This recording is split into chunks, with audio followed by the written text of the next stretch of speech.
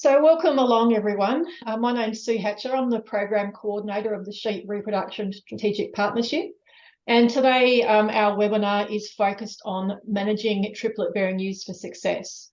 So we've got a really great experienced team of presenters for you today, and they're going to present the results from a national project that was looking at how we manage triplet-bearing ewes to improve the survival of their dams and their lambs. It was a really comprehensive body of work that included a national survey, some participatory on-farm research on commercial properties, and some economic modelling. And the presentation team will lead you through all the key results from that project. But just to start with, as an overview, thanks again for joining the webinar, which is going to be recorded. And then I'll say at the end that the recordings will be available from the SRSP website in a few days. So please make sure, unless you're a presenter, that your microphone is muted and your video is turned off, please. If you have any audio issues, you can try calling in on the number on the screen using the ID number there. And we'll see how we go with timing, but there will be a chance perhaps to ask one or two questions after each presenter, but I'll also open it up for questions at the end. So please use the Zoom chat function to ask your question, and I'll keep a track of those questions and then direct them to the speakers as we go along. So as I said, this webinar is brought to you by the Sheep Reproduction Strategic Partnership, and we work through, the partnership works through the whole breeding cycle. And one of the key things we do is really promoting best practice. So best practice at all key stages of the cycle to sustainably and profitably increase weaning rates and ewe survival. And certainly the project and the research you're going to hear about today is really directed about what is the best practice management for those highly fecund triplet-bearing ewes in our flock. So the SRSP, we are building our website as a hub, so a one-stop shop for information for all sheep reproduction research. And shortly you'll find the research results from this project up on the website, but also, as I said, the recording from today's webinar will be available soon. So that's enough from me. Let's kick into today's webinar. So our first speaker is Andrew Thompson from Murdoch University. He leads the university's sheep reproduction research group, and he's worked in applied sheep nutrition management, research, development, and adoption for more than 30 years. So I'll hand over to you, Andrew, and invite you to share your screen and kick us off for the day. Good. So I think, can we make me host, or why can't I share? No, you should be able to share. Hang on a second. Okay, now you'll be able to share. Okay, cool. Sorry, my bad. Just click over onto presenter view and we'll be good to go. That's it. Perfect. Thanks, Sue, and thanks everyone for joining us today and on the subsequent recording. But yeah, the triplets project involved a large team, and thanks to those that are representing us today. But I think it started back in 2017 or 18. It seems like a lifetime ago. But I guess the background, obviously weaning rates have been increasing over time. Something in the order of 0.8% over the last 0.8% per year over the last 20 odd years. I guess as a consequence of that is that we get more and more triplets in our mob, and well known that we higher survival or higher mortality rates, in the triple-bearing ewes and their lambs could represent not only a productivity loss for individual growers that have highly fecund flocks, but also an industry welfare issue as well. And I guess on top of that is that so few ewes are actually identified for triplets. So we don't really have a good handle on what's out there, what is being achieved, and therefore how we might go about and trying to improve it.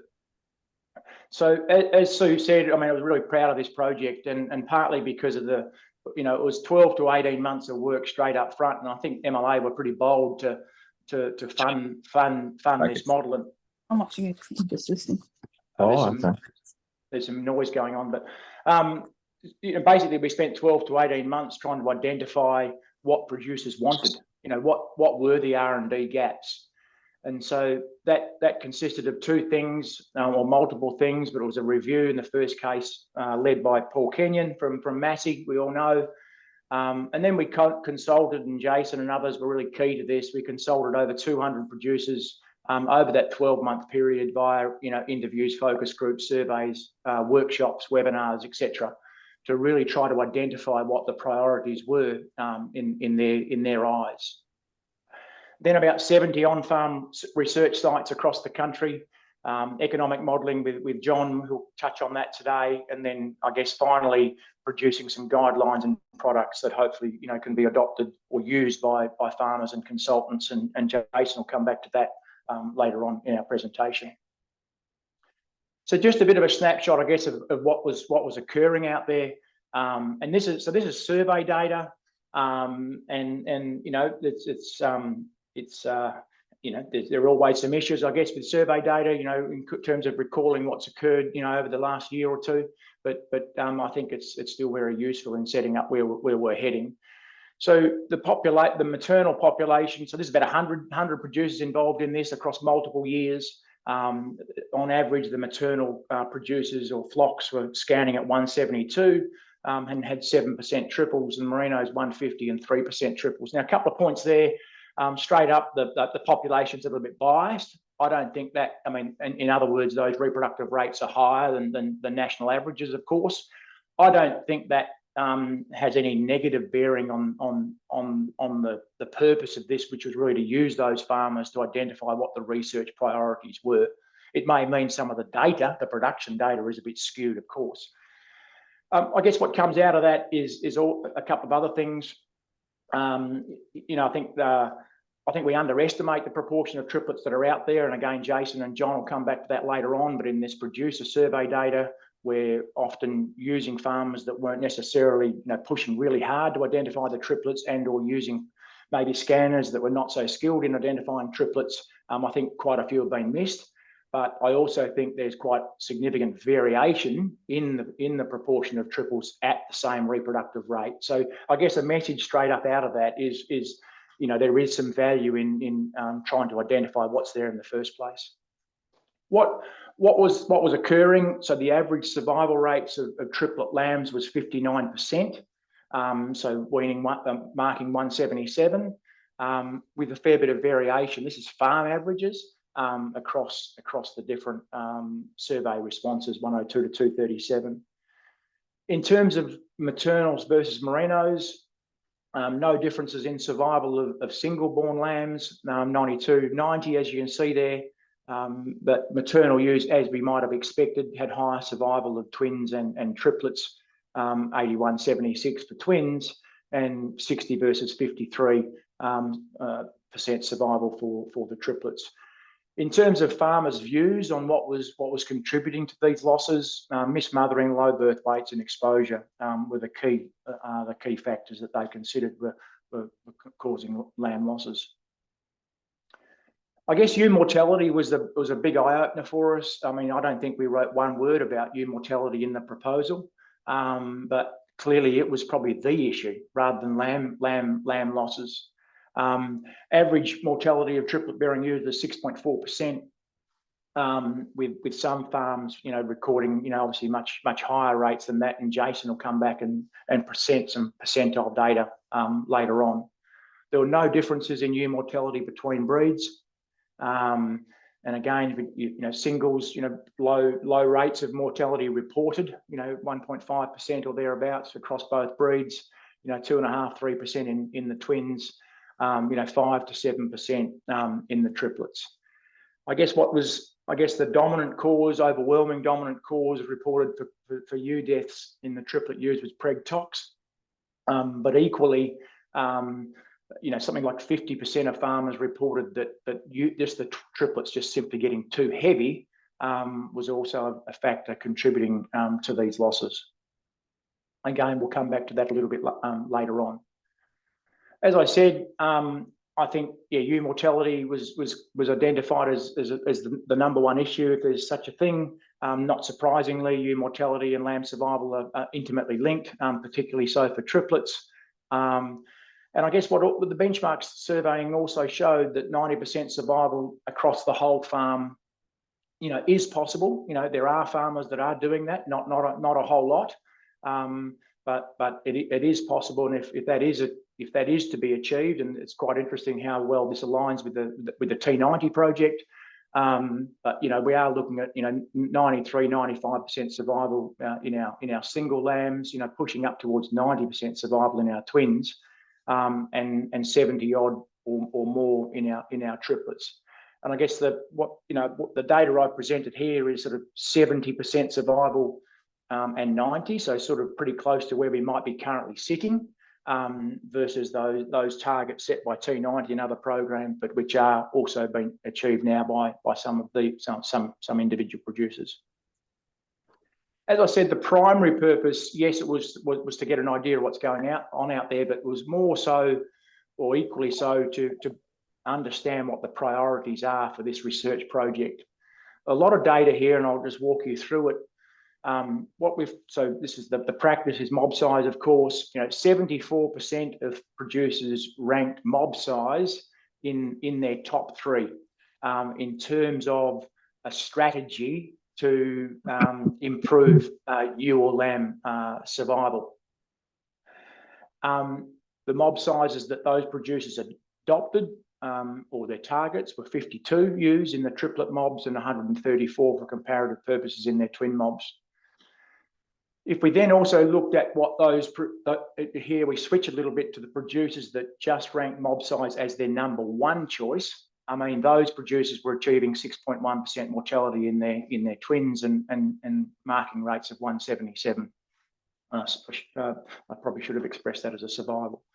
If we go down to the next ranked strategy or factor that farmers considered to improve triplet ewe and lamb survival, 63% of producers considered that feed on offer was important, and you can see the targets there, not a whole lot of difference on average between twins and singles. And again, those that identified feed on offer as their number one variable, 5% ewe mortality and pretty similar lamb survival rate. So I guess that's hopefully you can follow what I'm talking about in terms of how the data is structured.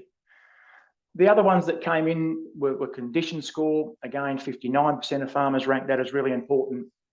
Not a lot to speak of in terms of the differences between singles and twins and triples, and at the average ewe mortality and survival out on the right hand side. I guess what's particularly important amongst all of that, yes, we've got the ranking of what they were seeing as the important variables. The standout take homes for us was that the variability in perceptions of what the targets were. Okay, so we had producers saying that mob size is my number one issue, and some producers had a target of 10, and some producers had a target of 150 triplets in a mob. So very different views on what was low, what was high, etc., etc. I guess the other point was that there was actually no relationship between what the perceived priorities, the keys to improving performance, and what was actually being achieved. Okay, they're all around 5%, 6%, and 180 odd or so for lamb survival. What are the other practices that farmers identified? Shelter. So 51% said that was important, and two others that came into the list, whilst never ranked as a number one issue, was disturbance and mineral supplementation. So I guess the message is there, large variation in targets, no correlation between perceived priorities and actual performance. Then what we did then is in these surveys, the survey of 100 odd producers and then workshops with over 100 producers, we also asked the producers to rank the research priorities. Okay, so not just the practices that they might have thought were important, but also the priorities, the research gaps. And again, they were pretty clear cut, I think. If we look at mob size, it ranked as a number one or two, whether it was a practice that was currently being adopted or still recognised as a gap for further refinement. Similarly, feed on offer and condition score, targets at lambing, those three were pretty highly ranked. Shelter came and went a little bit, particularly a little bit lower from the research workshops, you can see. But the other one that came was indeed ranked number 4 was mineral supplementation. Again, that it varied a little bit between regions where we were running these producer events. But we considered at the end of the day that mineral supplementation was probably the 4th priority in terms of need for further work. So just to introduce the research phase then, so what we actually did then, we embarked on a research program from 2019 to 2021. So with COVID chucked in the middle there, and there were one component of the research was maybe systems research, because another question farmers were asking was, this was particularly those that were not scanning for triples, was show me the benefit. Show me that there is a benefit of actually pulling them apart in the first place. So our endeavour was to set up 10 research sites to compare running twins and triples together as combined, or actually pulling them apart and differentially managing them. And I guess we're doing this from a standpoint of maybe not knowing what the optimum management was of the triples, because that's what the whole project was trying to achieve. It was a really challenging part of the project. I mean, this was farmers with 8 to 12 mobs, different paddocks. So a very significant commitment from the producers to do that. We were successful in getting 6 sites, 6 of the 10 that we set out to do. And I'm not making a big point of this today, but there was a very clear difference in survival, lamb survival, that is, in the separated systems, where we did pull them apart and manage the twins and triples to the best of our ability back in 2019 and 2020, with 11% difference in survival, 33% difference in marking rate between those 2 systems. What we're talking about mostly today is the component research, and Amy is going to provide an overview of the mob size research that we did following her own work on singles and twins that's been happening over the last few years. And then John is going to cover condition score. The other areas of work that we won't cover today, but can certainly take questions, was we had another overlay of another treatment comparison of feed on offer with and without grain supplementation. And we also, as I said, had our 4th of the component research areas was mineral supplementation. And unfortunately, there wasn't a whole lot to show for that one. But Sue, I think that's enough in terms of an overview of why the project came about. And maybe what I didn't say was that the research phase here was across 70 odd sites. But again, John and Amy will give a bit more detail on that. Thank you. Great, thank you, Andrew. Thanks for giving us a good overview of the project and how the presenters we're going to hear now will fit in. So now I'll ask, well, actually, I might just ask you a question while Amy's sharing her screen and getting it into presenter mode for us. It was interesting, as you said, like you found that the ewe mortality seemed to be the big issue. So how much of that maternal impact do you think will be? So how much of it do you think is the maternal performance of the ewe driving triplet survival versus the individual performance of the lamb themselves? Wow, could you ask that again, Sue? Well, I was just wondering, when you said that you found that ewe mortality seemed to be the biggest issue. So is it the fact that the ewes are getting preg tox and can't actually, they can't actually do that mothering part of the equation? Whereas if those ewes were healthy, lamb survival would have been boosted even more, I guess. Yeah, I'm not sure I can answer the question, which is not a great start. That's okay. It's just something. Yeah, I think it's just a numbers game, Sue. I mean, the correlation between ewe mortality and marking rate in a triple mob is 0.6, 0.7. You lose a ewe, you lose. It's just maths. That's right. The correlation, if you look at singles, I think the correlation between I don't have the numbers in front of me, but it might be like 0.2 or 0.3 between ewe mortality and overall performance of the single mob. But it's just, when you've got three times as many lambs, you've got to get the ewe alive to get any lambs out of, it's pretty. That's right. That's simple. Right. All right, thank you, Andrew. Now, Amy, I can't see the presenter view on your screen. So play with that. I just need Tomo to stop sharing. Andrew, can you stop sharing, please? Sorry, Amy. So while that's happening, I'll introduce Amy. She's our next speaker. Amy is a part-time postdoctoral research fellow at Murdoch University, And as Andrew said, Amy has done a lot of work with her own PhD with mob size of single and twins, and this sort of work extended further into the triplets research. So her research is firmly focused on improving reproductive performance and mob size. So over to you. Thanks, Amy. Thanks, Sue. So yeah, it's been nice to round out the story around mob size by adding in this work that we've completed with triplets. So I guess coming back to the why we're expecting lower survival with high mob sizes. So obviously when you've got bigger mobs, you've got more lambs being born per day in those mobs, and that's understood to increase the risk of mismothering and new lamb separations, which are obviously correlated with poorer lamb survival. So we've conducted some survey work and experimental work on farms across Australia, which has found that in singles, reducing mob size by 100 ewes increased lamb survival by 0.8%. And in twins, that average effect was 2.2%. So I guess prioritising smaller mobs for twins than singles, but we needed to understand what the effect was in our triplets. So the mob size experiment for this project involved 15 on-farm research sites across WA, Victoria and New South Wales.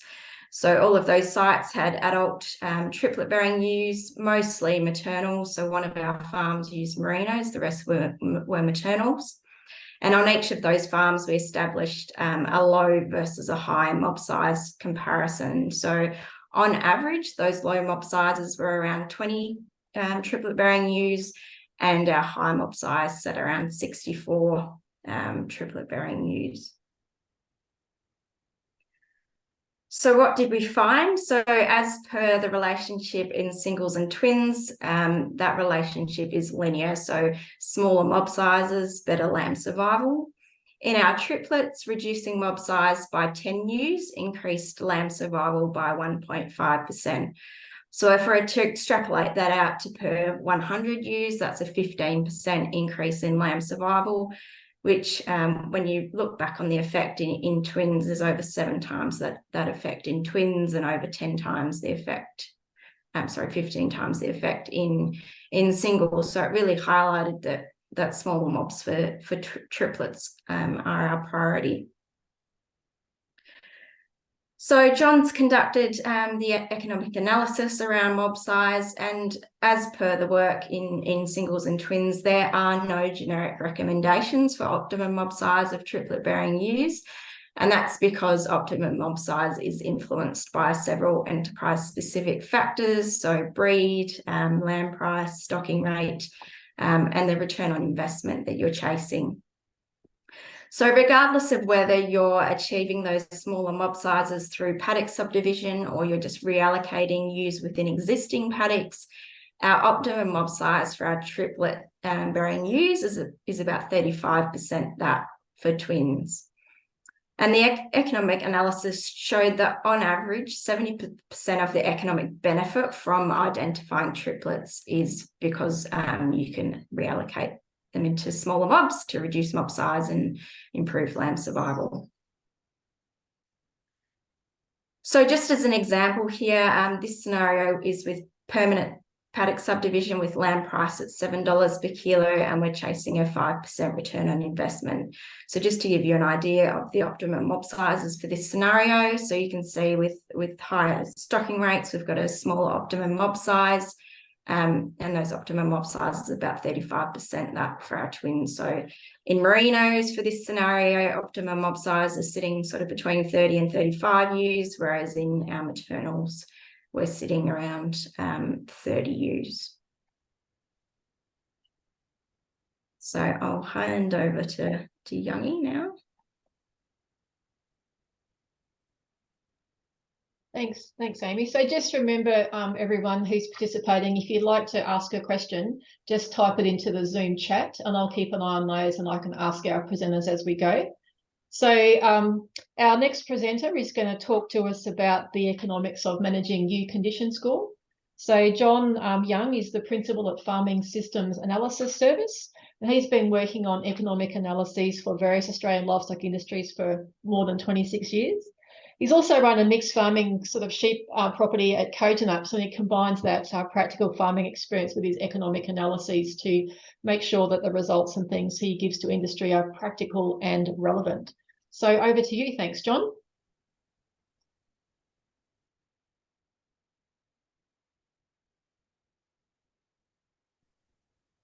So if I'm mute, thanks, Sue. As Andrew mentioned, there was a condition score experiment within the triplets project, and it was carried out across WA, South Australia, Victoria, and New South Wales.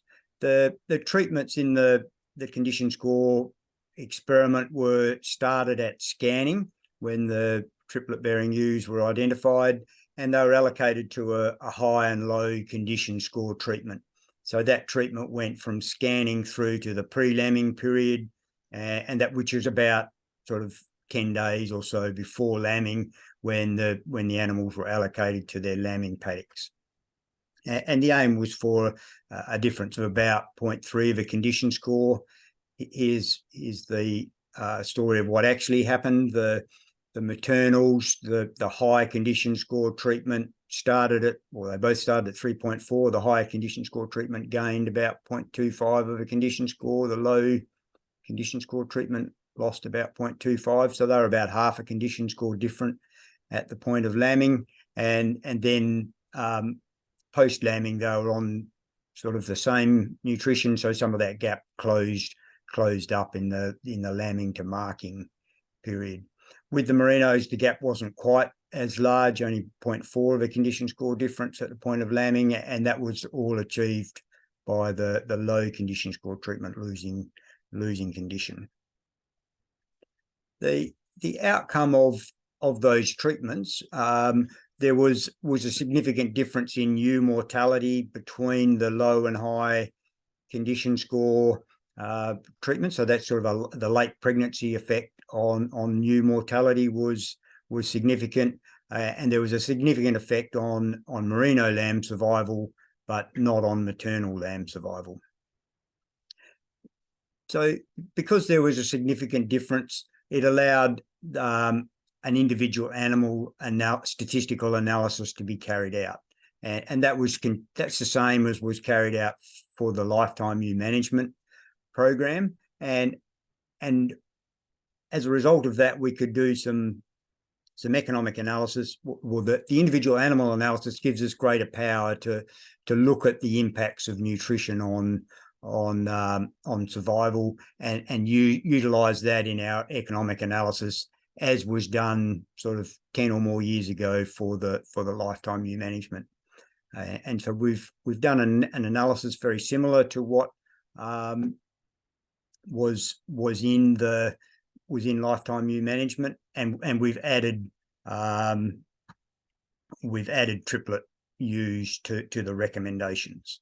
So our outcomes, and these are done with a more sophisticated economic analysis tool than we had 10 years ago, and with improved data. But thankfully for me, I guess, that the recommendations are very similar to what we came up with 10 years ago.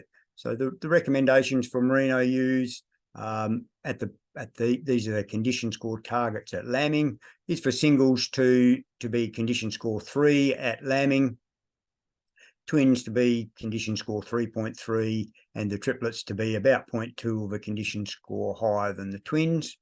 And this compares with if you weren't scanning, and they were all being managed together, then the twin bearing ewes will be about 0.2 of a condition score lower than the singles, because they've got higher demands during pregnancy, and the triplets will be about 0.2 of a condition score lower than the twins. So although the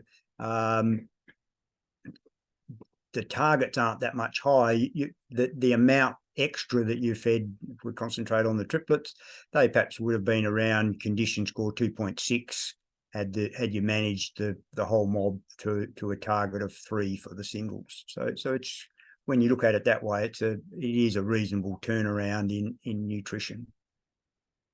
The differences aren't quite so big for the maternals, and the targets are a little bit higher for the single bearing ewes, condition score 3.2, twins around 3.5, and the targets for the triplets are to be at least the same as the triplets, perhaps a little bit more. So I've put that down as condition score 3.5 plus.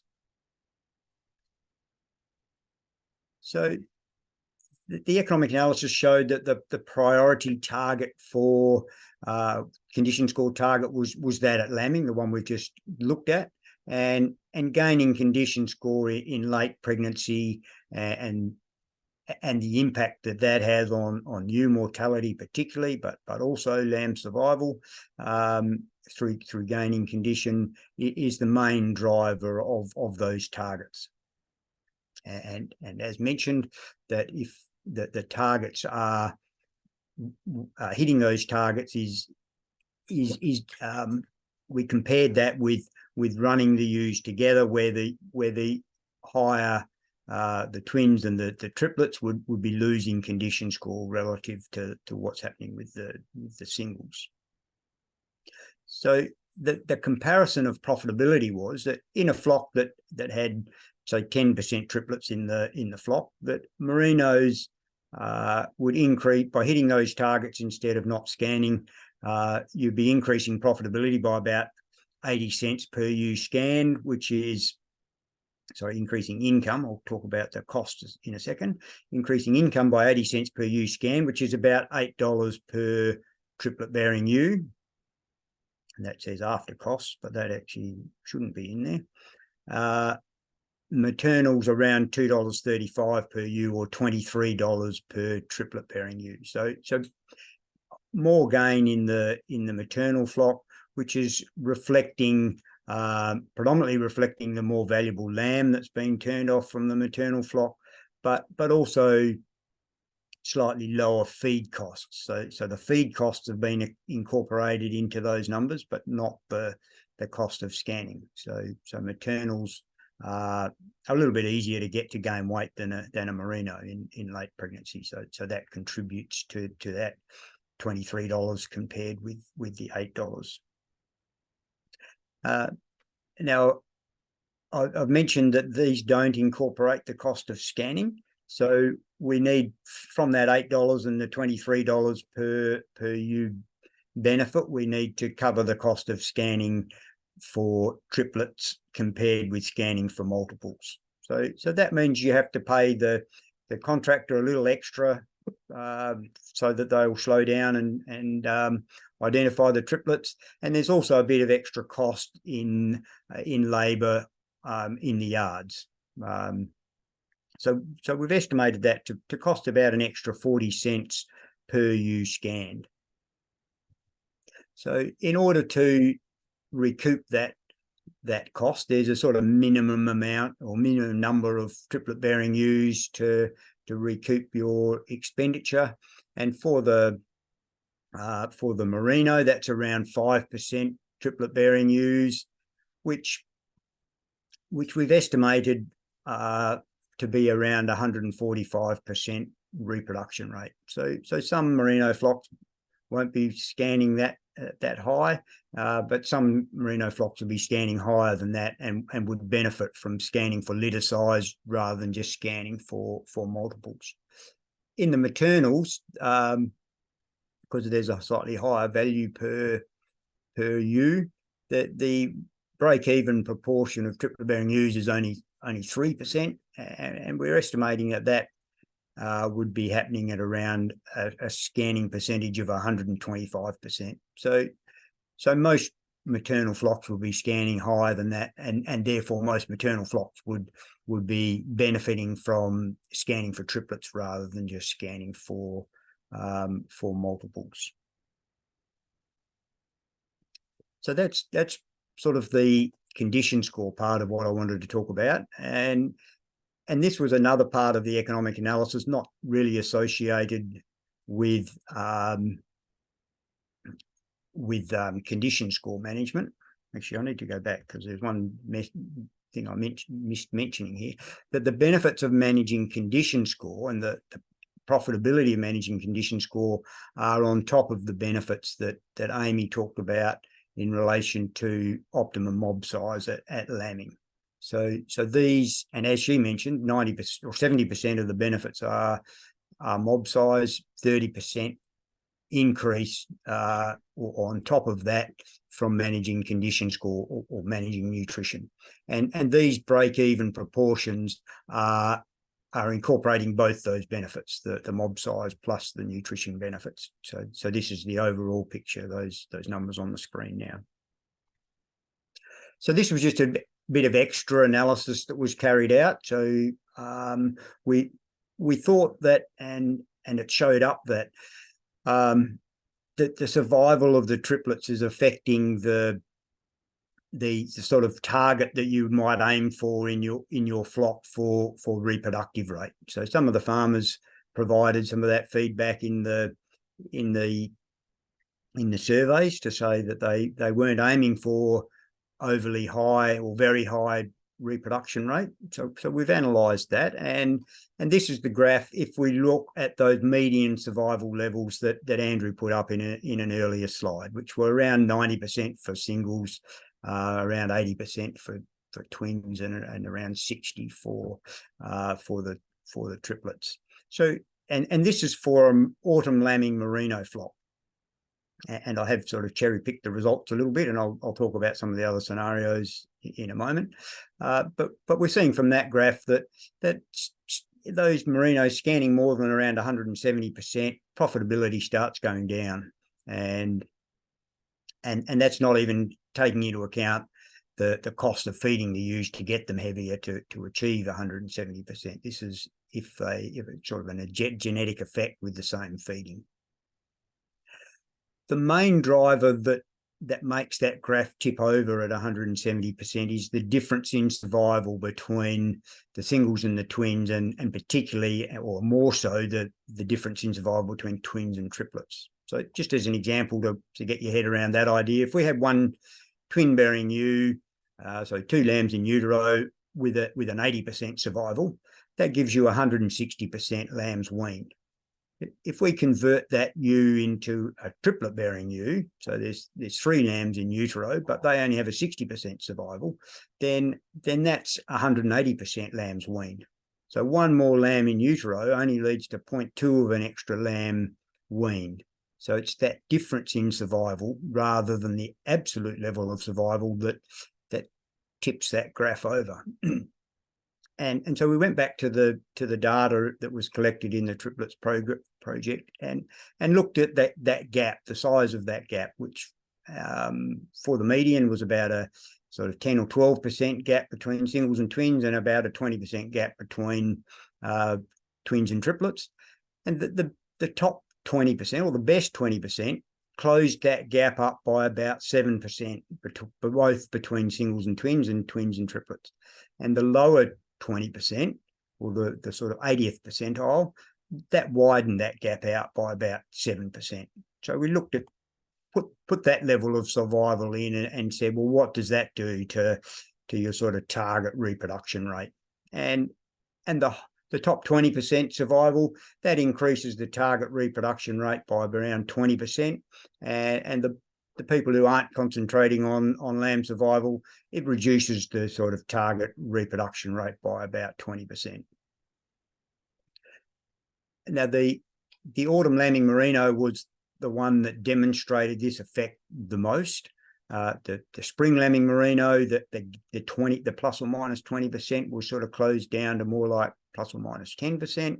And with the maternals, the whole graph was sort of moved out to the right. So the median survival was around sort of 190%, and the sort of movement due to survival was around 15%. So there's a few different results in there based on the scenario, but you're getting the picture that how you manage, particularly how you're managing how you're managing triplet-bearing ewes and the survival of their lamb has a big impact on the sort of level of reproduction rate that you might want to achieve. So that's the end of my section. Thanks, John. That extra research is great, because one of the things we often hear about in the industry is there's a lot of discussion about, how far should I push scanning rate, because am I getting more ewes conceiving? Am I just going to lose those extra lambs at the other end? So that's really great information to provide that detail and that message to industry. So no one's come up with any questions, so we'll hold them off to the end, and we'll go to our final speaker for today. So our final speaker is Jason Trompf. He is well known in the sheep industry. He's worked as an agricultural consultant for many years, and his sort of PhD and qualifications have given him a really good understanding of what drives and motivates sheep producers to make decisions. And based on that, he's developed some leading programs for the sheep industry to support and enable practice change. And just like John, Jason also manages a commercial composite sheep and beef enterprise for his family, and so again brings that commercial experience to the things he's talking about us today. So over to you, Jason.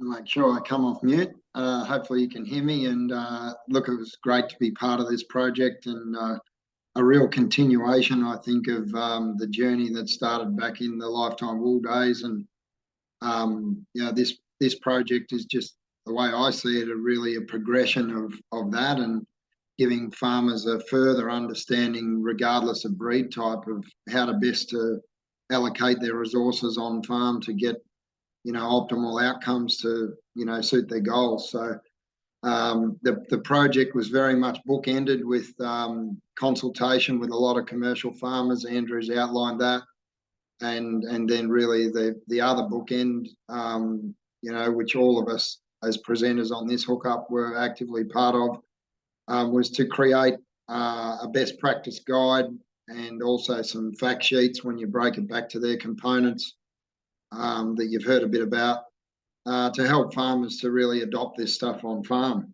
And so just, I think for the purpose of this presentation, we'll talk about the best practice guide, and it has 7 main sections. The first one is a briefer background than you were fortunate enough to get from Andrew today, but really sets the context that people are having some challenges on commercial farms with triplet-bearing ewes and their lambs. Sections 2 and 3 are really about self-discovery, because 95% of farmers haven't got a clue of how many triplets they've got, let alone how many are likely to be surviving or not. And then the third section's about saying, well, what's the hidden value there? So I'll talk to those a little more in the next couple of slides, but then sections 4 to 6 are more about capturing the outcomes of stuff you've already heard of today. And I'll run through section 5 as an example. And then really at the end, it's saying to the farmer, well, based on your self-discovery and the science, what's the next steps that you would consider taking, and the actions you'll put in place going forward. So the project was very much about farmers making more informed decisions about their breeding flock. And the first thing in section 2 that we come to, and those that are quick on their feet will see that some of the percentages in here are a little different to the survey data that Tomo presented up front. And that's saying, well, how many triplets in your given flock do you have? And what we've done here is present in the left-hand column the multiple scanning rates. So when you're not counting triplets, the middle one is then what the true scanning rate would be, and the right-hand column's the proportion of triplets that for most farmers are hidden in there and they're unaware of. These proportions against these scanning rates are higher than the survey work of Andrew's. We set out to reach out to some farmers that had been scanning for triplets for many years and were diligent in their effort to do that, both as a farmer and the contractor that they used. So in other words, they're really slowing down to try and accurately detect the number of triplets that were there. I noticed Gordon Rafshawgi's on today. Gordon would probably have data that could add to this picture, as would Sheep Genetics. But based on what we had in this project, a pretty substantial proportion of triplets that are sitting there, in a flock, for example, that's scanning around 170. you know, you're in that 9 to 10% triplet range. So that helps the farmer to kind of align or self-align to what their likely number of triplets they've got there. Sorry, we look at the dark side of the coin a bit here, but what we're trying to do in the self-discovery phase is build a bit of discontent in the farmers to say, hey, you know, I've got a fair idea of my multiple ewe mortality rates, but what's that relate to as far as the triplets in the mob? And there's been other projects that have certainly shown that a disproportionate number of the ewes that die on farm, you know, within these multiple mobs are triplets. And that's certainly what this information shows. And so the farmer can then hone in and say, well, based on what I know about my multiple flock, how many triplets am I losing? And then we move them through into section 3 for both the ewe and the lamb side of things. We guide them through to adding up what's the likely value that is there or opportunity to make a difference in their flock. And clearly our ewes aren't worth $400 odd today, as this table shows. But a triplet-bearing ewe with 3 lambs on board and her salvage value is still worth reasonable money today. Yeah, so that's something that farmers hopefully can really walk through this regardless of their starting point. If there's farmers that get this best practice guide and they're a fair bit more advanced in detecting their own proportions and stuff, they can backfill the tables that are in the guide with their own, you know, information they've collected over time. Then we move on to sections 4 to 6. And again, I'll give just a précis here of what we're talking about.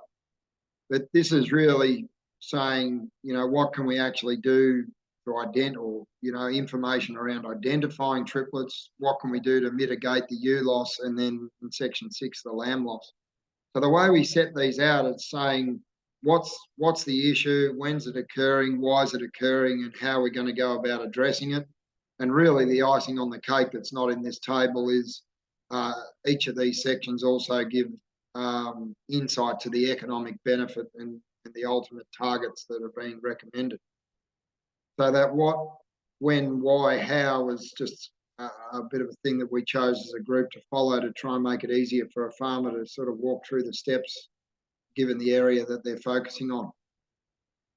So if we go to the ewe bit, and as we roll through this, I'm not going to re-explain every table or graph because you've seen a lot of them from the research team already, or from Youngie with his modelling. But you know, these triplet ewes are dying at a fair rate. Certainly got that production and welfare overlay. All the farmers that we spoke to are really conscious of that. I think what's worth really drawing attention to here is there's genuinely some farms that are losing well over 10% of this cohort of ewes in their farm. So it's a substantial loss. We talk about that. We talk about the fact that it's typically occurring in late pregnancy and throughout lambing. It typically occurs to a greater degree when those ewes are in an absolute lower condition score at the point of lambing, and the graphs there outline what a condition score is worth basically in its relationship to ewe mortality. And merinos are twice as sensitive in this case, and there's some other graphs we'll show again shortly that reiterates that. So condition score is important at the point of lambing. The other thing that we found, and Sue, you may have some personal interest in this bit, given the work you've done with flocks in New South and so on, but we found that with age, there wasn't a huge difference in maternals between twins and triplets as far as ewe death rate and being exacerbated with age. We did find though that with merinos, that older age merino ewes, 4-year-old and older, that conceive triplets are at a real risk.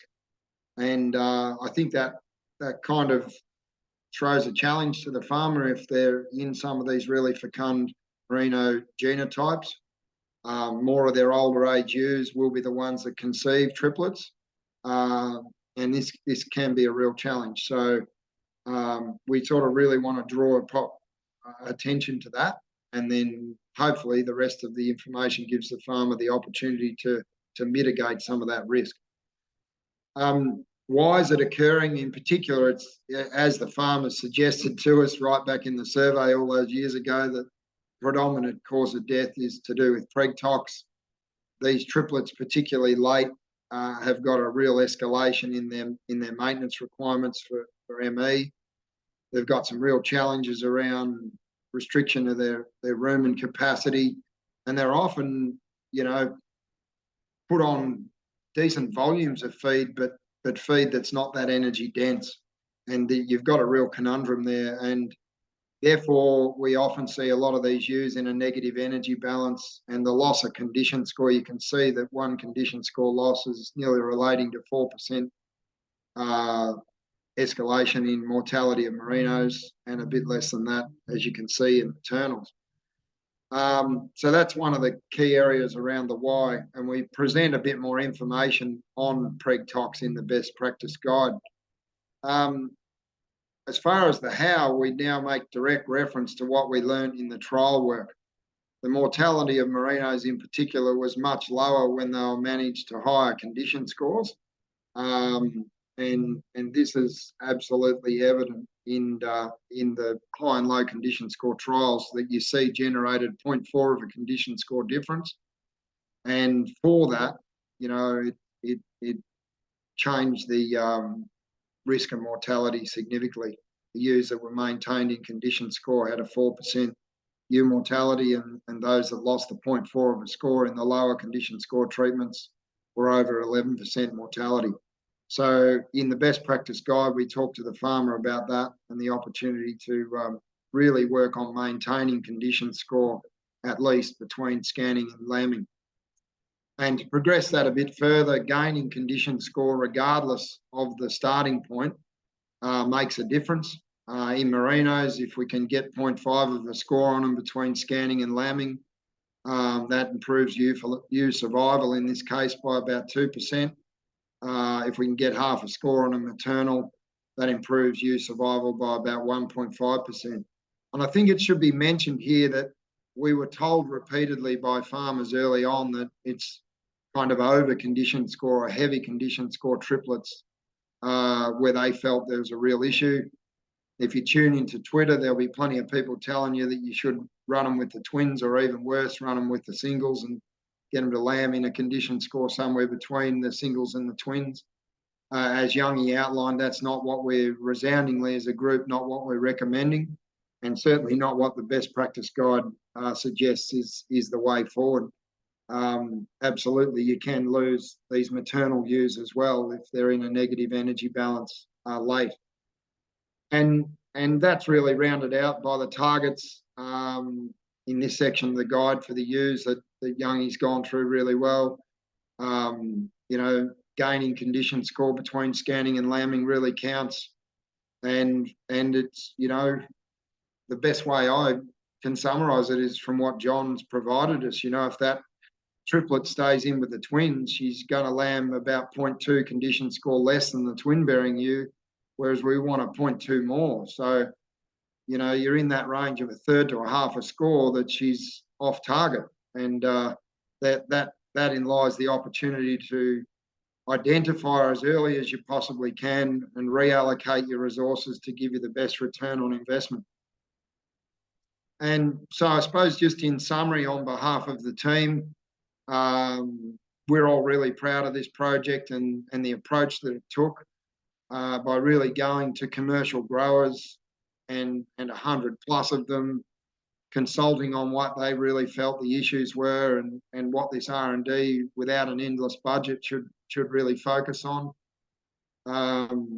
And so we prioritise that. We've been able to pinpoint from the on-farm research that continued that collaboration with many farmers and researchers / consultants around the country that Andrew sort of garnered together to get these 70 odd sites done. You know, we've really now been able to come up with some crystal clear messages around things like mob size, condition score. We also did find a significant effect of providing supplement in the food by supplementation sort of crossover trials by feeding ewes around 500 grams a day compared to the low feeding of 100. That also significantly reduced ewe mortality. So if you look at all this, Amy smiles. 70% of the benefits in the work that she's really done a great job over her career, but the other areas count as well. And I think it's best summarised to say that it's about farmers providing them with information to encourage them to be more and more proactive in managing these breeding ewes. We have a big responsibility with our own flocks. I'm sort of presiding over a flock of ewes now that consistently scan up near 200%. And this project's made a big difference to what we do on farm. Subdivision, proactive management. We were one of the 6 or 7 flocks that tried the mixed versus managed, and I can only support what Andrew said. We saw real benefits in separating compared to leaving them together, not only in lamb survival at our place, but where we also saw a real challenge in the mixed mobs was in really late pregnancy in our maternal ewes. We were starting to see some impacts of preg tox when they're managed with twins for twin level type targets. So there's plenty of opportunity for people to engage with this. I know triplets is probably not the top order priority for many farms today, but the wheel will turn again on price and opportunity. And this is part of balancing production, profit and welfare outcomes for the Australian sheep. So I'll stop sharing, Sue, and hand back to you. That's great. Thank you, Jason. So we can take some questions. I'll just share my screen just to finish us off. But we can take some questions, and I think one of the great aspects of this project has been that sort of commercial focus and really looking at providing that decision support tree and the supported decisions for people to make better management. I know that so I kind of also shows you the benefits of the different management practices available too, because producers can see if I do this year, I'll get this benefit. So it helps them really prioritise what they can do within their enterprise, which is great. So do we have any questions off the from the chat? If anyone wants to type some questions, I can direct them to the speakers. But otherwise, we do have a bit of time. Is there anything that Amy, John, Andrew or Jason would like to add to their presentations? Any key points you'd like to make that perhaps you didn't? Maybe while I'm still off mute, I mean, and I see the Graham Martins and others on this world, on this hookup, and you've got a real good team of researchers and a big community. I know that this project hasn't been able to cover everything. Like, we had some farmers that attended some of the consultations, Sue, that had some fantastic ideas about creating privacy on mixed farms where they can't get to the sort of paddock sizes that John and Amy are emulating here. So we think one of the opportunities is to go back to mixed farms and really look at some of the trialling some of these ideas that farmers had where they have substantially bigger paddocks, but some of them are running flocks that were getting very decent scanning rates, and they'd come up with some really novel ideas that now we understand at a core level that that the number of ewes, the size of that lambing community counts. So that's one area. I think there's probably a couple of others Andrew can chip in. Certainly we're conscious that this fat ewe concept and exacerbating the risk of death that many farmers have a belief of, we didn't see that at the research level. And remember, we were doing this on commercial farms, and in the individual analysis, Youngie and supported by Gav Carney, there's some pretty fat ewes in there, and not just one or two of them. So it's a data set that had the information, I reckon, to address that, and it came up with different conclusions to what farmers anecdotally believe. Yeah, no, that's right. I think it's really good to have the data to back up what we're seeing on farm and to really give those good commercially based answers to producers. Andrew, is there anything else you'd like to add? I just want to ask John a question. because Youngie, in terms of the maternals, you said the sweet spot in terms of reproductive rate, that median survival was about 190. Did I get that right? Yeah, because that was certainly a lot of discussion on on our last roadshow, about what's the sweet spot. Some of I think it was Johnny Keeler, have we gone too far? So I think it's a really important number.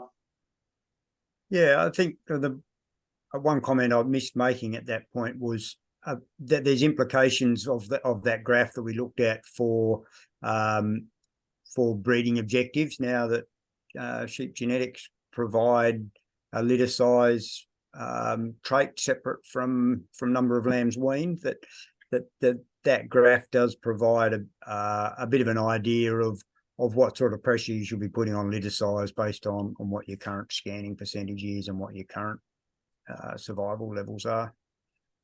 Yeah, I think that's another great tool we can add into the toolbox. We do have a question from Gordon. He's congratulated everyone on their presentation. He's just acknowledging that the target condition score for merinos is 3.5. But we've also talked about how, due to decreased rumen capacity, that might not be able to achieve that. So what's the sort of feeling from the team? Is that realistic and achievable? And how can producers achieve that gain in condition score for merinos on their commercial farms? What's a good strategy for them to do that? Jace, you might be closest to this one. I know you ran some sites that did have 3.5, in merinos, but also your farmer angle. Yeah, I mean, the key thing, and Gordon will be across this, I don't think he sort of wants us to go back over the research data that we have to justify the recommendation. I think Gordon Ole focused on the pragmatics of getting there. I think, over long joining lengths and not being able to get into scan early to be a real enemy with this. So, you're really talking about people with 5-week joining, 40 days from ram removal, getting in at day 75 to 80, not this 90 to 100 concept. That fortnight to 3 weeks really counts as far as being able to work on the ewe condition score. So I think for the average run-of-the-mill farmer with a 6-week joining and more like a 40+ day, 50 days from ram removal, they're scanning, it'll be hard work, Gordon. But if we can get in early, you've got a bigger opportunity. The other thing, I don't want to deviate the conversation, but we saw really significant, impacts of this condition score story on merinos, more so compared to the maternal. So the one little other area that certainly interests me is why, when we think we've got a similar energy deficit, are we getting a bigger death rate of merinos compared to maternals? And I'm just wondering whether we truly understand the energetic costs of wool production, or we're not quite working that. Or another way of saying it, when we switch the wool valve off on these maternal sheep, are they not in quite the deficit that we think? So that's an area that interests me, Gordon. I hit one back over the fence to you for your sort of more direct question, but hopefully that's answered that. We did have sites, Andrew, yes, that were able to achieve that, but, or individual ewes certainly, and yeah, so. Yeah, so I guess another great thing that this project has highlighted is that, quite often people say to me, well, what's the one thing I can do to improve reproduction in my sheep? But it's really about looking at the whole cycle and making sure you're getting all those best practice activities happening. So making sure you're optimizing joining length, which is then going to flow on to how you get your scanning results. It's going to flow on to managing your lambing. So I guess the key is really looking at those key best practice managements across the whole cycle and everyone's doing their best to achieve each of those as we go. And whether you're, got a lot of triplets, a lot of twins, that same message applies. Is really understanding your flock and hitting those best management targets all the way along. And I think the core theme, and John's really taught me in this area, this is just a progression of this resource allocation. And that starts, well, it's part of the whole cycle. So I'm just reiterating what you said. Yeah. And this is just adding to some information that you've got to evaluate. You've only got so many resources to go around. Maybe the individual farmer can't do this to the perfect outcome. But it's more grist for the mill, really, for them to weigh it up. That's right. It's about giving the information to make informed decisions, which is fabulous. So we'll pull it up there. So I'd like to thank very much the presenters for today. They've given us a really great overview of the triplets project and some really key messages we can sort of build into best practice for those high fecundity, high fertility flocks. So thank you everyone for participating in today's webinar. As I said, the recording of today's webinar will be available on the SRSP website, and we'll sort of break it into the 4 different chunks so it's easy for people to digest. And I am busy working on the webinar program for next year, so I will let you know when that's up and running, and I'm sure we will engage with you again very soon. So thank you everyone, and have a wonderful day. Thanks, Sue. Thanks, you. Sue.